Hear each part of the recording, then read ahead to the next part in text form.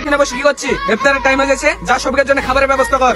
তোমাকে এখনো বলছি তোমার এই মুসলিম বন্ধুর জন্য সমাজ ত্যাগ করো না, পরে কিন্তু তুমি অনেক বিপদে পড়বে। বন্ধুর জন্য মরতেও রাজি আছি, তুই বেশি কথা বলিস নি। তোকে যা বলেছি তাই কর। আমিও দেখছি তোদের এই বন্ধুত্ব কিভাবে টেকে। ভাই বসে থাকলেন যে, আপনার জন্য ইফতার রেডি হয়ে গেছে, আসেন। ঠিক আছে আসছি। ইফতারটা না হয় তোদের বাড়ি খুলবো, কিন্তু নমাজটা কোথায় পড়বো? আমি তো মসজিদেও যেতে পারবো না। কেন আমাদের বাড়িতে নামাজ পড়বি? ওয়ালি তোকে টেনশন করতে হবে না। সব ইফতারের টাইম হয়ে গেছে, ইফতারটা করে লেগা। ভাই আপনার জন্য লেবু দিয়ে শরবত করে নিয়ে এসেছি, খেয়ে নিন। ভাবি হে কোনো টাইম হয়নি। টাইম হয়নি তো কি হয়েছে, শরবতটা হাতে ধরে রাখেন, নয়তো পড়ে যেতে পারে। এই পড়বে না, তুই যা তো। কি ব্যাপার, সবকির সাথে এত ভালো ব্যবহার করছে, কোনো জ্ঞান তো নাই তো? বিসমিল্লাহ।